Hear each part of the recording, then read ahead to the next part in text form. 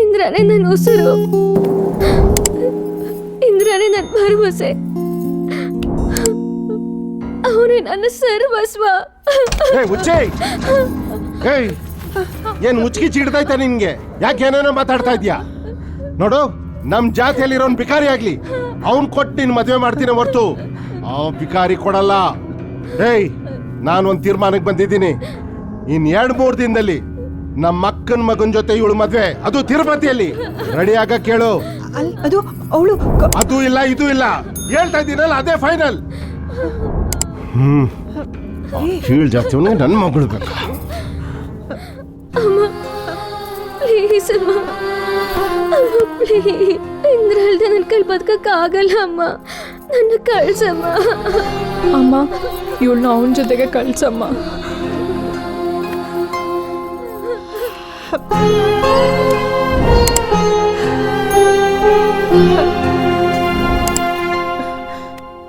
ಹೋಗಮ್ಮ, ಹೋಗು, ನೀನು ಇಂದ್ರನ್ ಜೊತೆ ಹೋಗು.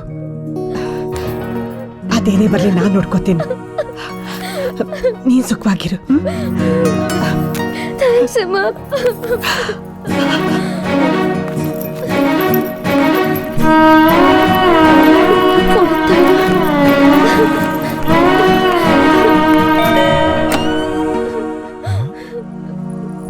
ಯಾಕೆ, ಏನಾಯ್ತು? ಬಂದ್ಬಿಟ್ಟೆ ಇಂದ್ರ, ಹುಟ್ಟಿದ ಮನೆ ಹೊಸ್ತಲ್ ದಾಟಿ ನೀನೇ ಸರ್ವಸ್ವ ಅಂತ ನಾನು ಇಲ್ಲಿಗೆ ಬಂದ್ಬಿಟ್ಟೆ.